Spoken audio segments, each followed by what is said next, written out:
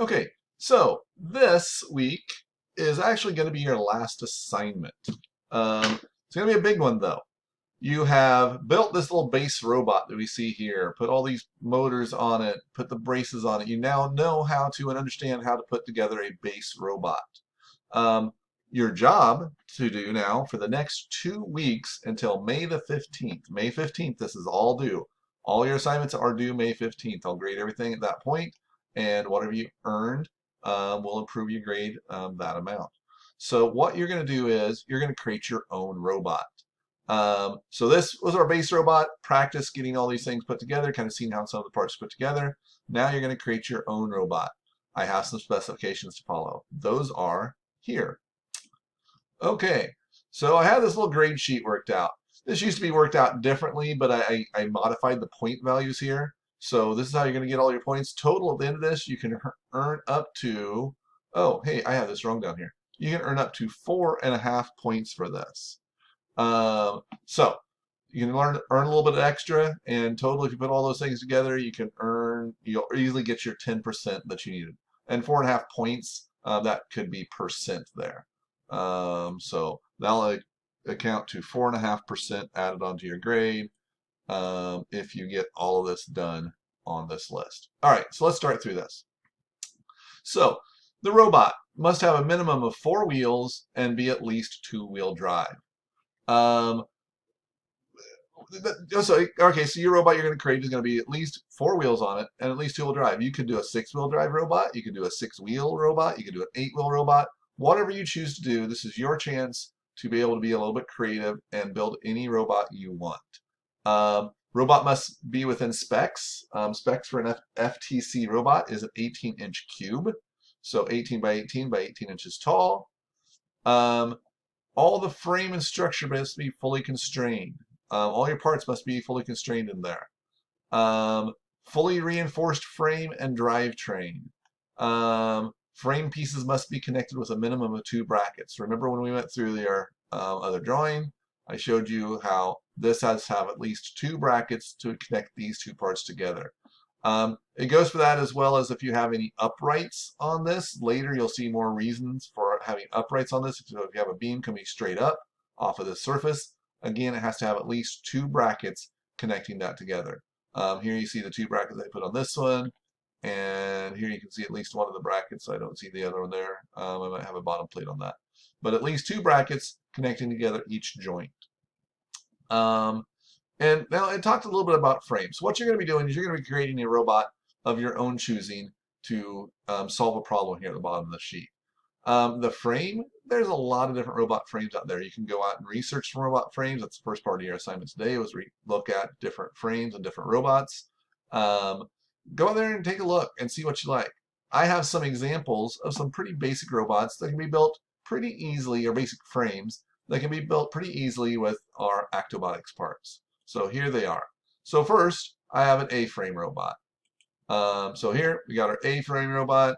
What this would be wide open. This would be maybe the front or even the back of the robot, whichever. Your wheels will be mounted down here below, so we have a wheel here, here, and over on these 2 corners. And this would maybe be some sort of an intake to intake a game piece, whether that game piece is a ball or a cube or some other thing, some other object. It lets you intake this into or inside of your robot so you can manipulate it and do whatever it is that you need to do with it for that specific game. So this is a pretty common frame for FTC robots, an A-frame this is called. Next, you have the frame that you recognize, a box frame. So here's just box frame. This is what we did before, just a square box. However, if you choose to do this one, I want your box frame to look different than our other box frame. Our other box frame we did was here, our normal robot.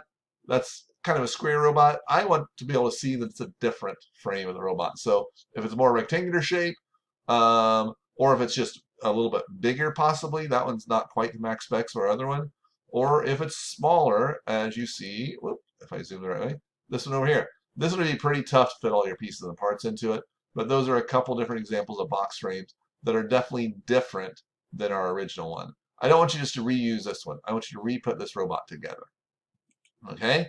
And then another one is an H-frame. Here's an H-frame. Not very common, But this is where you can take things into the bot on the back side and on into the bot on the front side of it. So your wheels again would go here on these four sides here. So that's kind of your first part of that checklist. If you do all those things and just put the frame, you see the number of points you get to that. You're going to get up to 1 point just for having that done, even if you don't have any wheels on it. Oh wait, no, it does have a drivetrain on there. Sorry, you do need a drivetrain on there.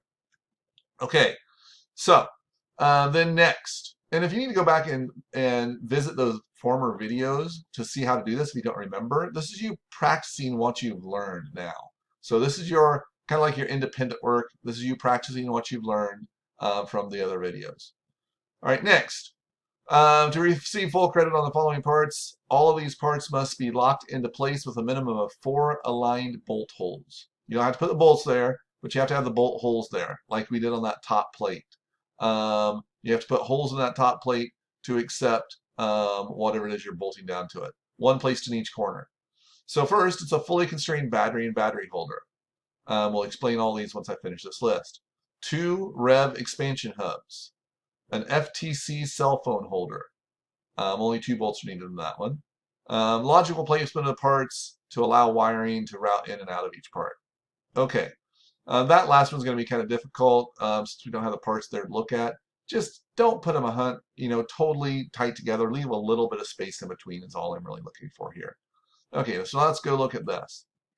So here was our base part, or base robot. I'm going to pause the video for a second. I'm going to bring in the parts for this. Okay, to find all those parts listed, you're going to go to your Actobotics folder. You're going to go to the control folder. That's all your computer control, all that good stuff. So you're going to go to your control folder. And right there are those parts that I just mentioned. The cell phone holder, the cell phone, the particle is a ball. We'll look at it later. Rechargeable battery pack, and expansion hub. So you need to place one of each of those, and there actually you need to place 2 expansion hubs. It says that on the list. And here are all those parts. So here's what the REV expansion hubs look like. Here's the battery. Here's the cell phone, and here's the cell phone holder. Now it did say on that list something about a battery holder. Notice there's no battery holder in that list. You're going to have to create a battery holder. I have an example of one here. You don't have to do it just like this, but this is a pretty decent example. So your battery will be mounted somewhere to this top plate, to your smoke-colored plate here. So you're going to mount it somewhere to it, and here's my example of that. So I have just a small piece of smoke-colored plate here, and I have these things placed in here, these little round shafts. I'll show you those here in just a second. But notice I have the bolt holes in the bottom of that. There's my bolt holes in my plastic sheet, where those bolts line up, and my battery sits down there in between. Now, your battery is just not going to magically set there in between these pins. It will if your robot stays upright, but almost every competition I've been at, a robot gets flipped over, and quite often you'll see a robot and the battery will fly out of it, and the disconnected battery will be sitting out there on the playing field, and the robot's dead, obviously, because the battery's not hooked up. Some robots can get pushed back over or right themselves up, but you can't do it out if your battery's not plugged in. So to be fully constrained, I'm going to expect something like what I've got here, and I just put a little plate and made a plate to go on the top. Plate lines up there, bolt holes line up with it, and there's the top plate. Now I made this so it would spin off of there so you can kind of see what it's doing, but there's that plate that goes on there. And actually I forgot to constrain my battery too, but that's okay. So there's that, and that's what holds your battery in place. Now I said I'd show you these pegs. So where those are, you're going to go to place. You're going to go in your list. I think those are under maybe hubs. Nope, not hubs. Those are under spacers, I think. Yes, under spacers. Those are 1.75 inch standoffs, and that's what it looks like. It's just a little rod here. It's threaded on the inside of it, so you can put a bolt down through the top and through the bottom of it and put those in place there. So there's a good example of a battery holder. You're going to have to create something like that for yourself. Okay? If you do all that on your list, that's where you're going to get the total of the 2 points. So that will be basically kind of your first week assignment, if you want to look at it that way, for your 2 points. And then for your next portion of it is this. So your base robot worth total of 2 points. So now you have some options for ball control. So you had your ball in there. You saw that in the folder just a moment ago.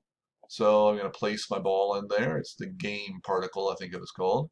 That's underneath of the control folder.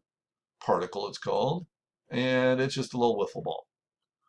All right, so now this little ball. The first thing you're going to get points for is if you are fully constrained on the top surface of the bot. That's a really pretty simple step. Everybody should be able to do that. Fully constrained on the top, though, is just not its setting here. It's going to roll off. So you're going to have to use some maybe channels and put 4 channels around it. You're going to have to put at least 2 bolt holes in those channels. So you have to add some bolt holes in this top plate. Put those bolt holes there. Put your channels on. Put 4 short channels around that. The ball would not roll off the top surface of the bot unless you got really wild with it. And I'd give you a point for that. Okay, next, going back. The bot able to lift the ball 150 millimeters from the surface of the ground level using a lever or other mechanism. Okay, so here, so if we look at the side view of this, say your ball is right here, even with the bottom surface of the robot. I'll place it down here so it looks like it's on the ground there. So there's your ball, even with that bottom surface. If you have some sort of a lever or something else placed in there, that'll lift this ball. Let me pause the video and I'll add something in here for that. Okay, so here's my little example. This is not a perfect example. I did not make everything perfectly because I want you to figure it out a little bit on your own. But I mounted a bracket here going straight up. Now remember this beam, this channel I should say, I want a minimum of 2 brackets holding it in place. And then I mounted this one here that would pivot there on that point. Now notice I am breaking the laws of physics here a little bit. It's going down through there, but that's where you're going to have to adjust a little bit. But if I had, and again, you're going to have to visualize here a little bit because again, I'm not making everything for you. But if I made a little plate or arm or some sort, and you would have to make this on your own, that goes underneath of this ball and supports the bottom of the ball. If I rotated this up here, this beam is a 6-inch beam. This would definitely move that ball up more than 6 inches. If I go all the way up here, holy smokes, I can like move that up probably about 12 inches up. And that's totally what I'm looking for there on that. Now, this, you're having a little bit of magic go on here. What actually making this rotate? What's actually making this move? In FTC, magic does not work. But for this portion of this grade, magic does work. So again, back to this. And I did change this from the 150 millimeters to 6 inches. You're going to get 1.5 points just for doing what I've just shown you. Now, to earn the 2 points for this is the max on this portion of it, you have to have it powered by some sort of mechanism. So whatever's powering it, whatever makes it happen. So you might have a gear mounted to this with a motor mounted to that gear that will rotate it up. You might have a motor down here with a pulley on it. You'd have to create that pulley on your own, and then have a, you would not draw this, but you'd have a string that would attach to the pulley, and then it would pull on this and it would lift that up, or any other ways that you can find to do that. Look on there and look up some FTC robots. You'll find many ways to move those. Some are going to be simpler to draw than others. And that will give you the 2 points. I know this is kind of a lot of stuff here going on. You're going to have to do some research on this to get all these points. Luckily, you had plenty of opportunity to earn your 10 points for this. This is going to take a little bit of work, or your 10%. This is going to take a little bit of extra work to get this. Okay, last little point here. I got about a minute left on the video. I'll have to do a second video to tell you exactly what I want you to upload for all these things. All right, so now for this, add gears to slow down the movement of the bot and increase the pushing power. That's worth a half a point. So you'll probably need to download a more variety of gears from Servo City to complete this. I've got a link right there for you, servocity.com. And I'm also going to make a post of a video, or I'm going to post a video to how to download the part files from Servo City. But there is where you can make a gear train that would slow down the movement of your robot, much the way as I showed you that one gear the other day on how those gears mesh together. So that's worth a half a point, which would be a 0.5% added to your grade. So there you go as that. All right. Again, I know this is a bunch, and you're going to have to kind of create some stuff, but hopefully this is all making sense to you. I'll have a copy of that grade sheet for you, and good luck. Due May 15th.